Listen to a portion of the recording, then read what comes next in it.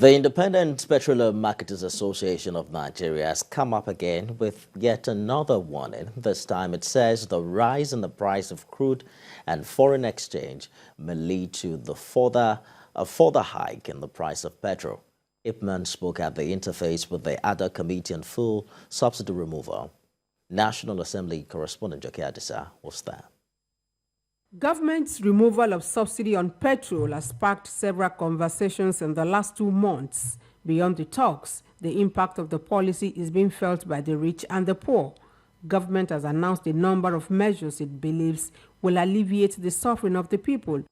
But the House of Representatives set up this committee to investigate the latest increase in the price of petrol by over 300% and recommend ways of cushioning the impact of the subsidy removal on the people. Statistics shows that Nigerians spend an average of 80% of their incomes in food alone.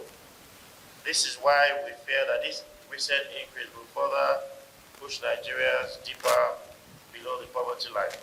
IPMAN president speaks on the volatility of the price of petrol, especially with an anticipated rise in the price of crude as well as foreign exchange. The association recommends a transition from petrol to compressed natural gas, CNG. IPMAN highlights lower cost, reduced emissions, and improved fuel efficiency as some of the advantages of the CNG. Our research, we have done our numbers to see that this is the way to go now. You're talking about the hazardness in gas, it's not in CNG.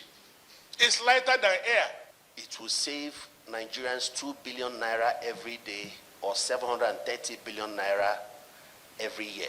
Just by transitioning 10% of the petrol we consume today to natural gas.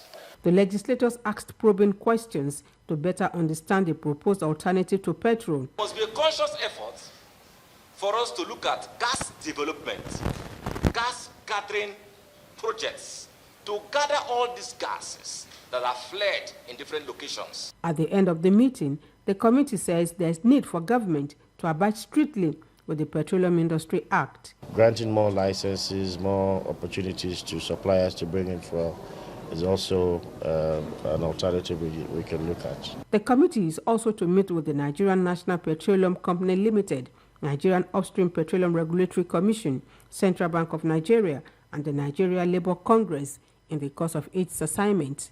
Joke Adisa, TVC News, Abuja.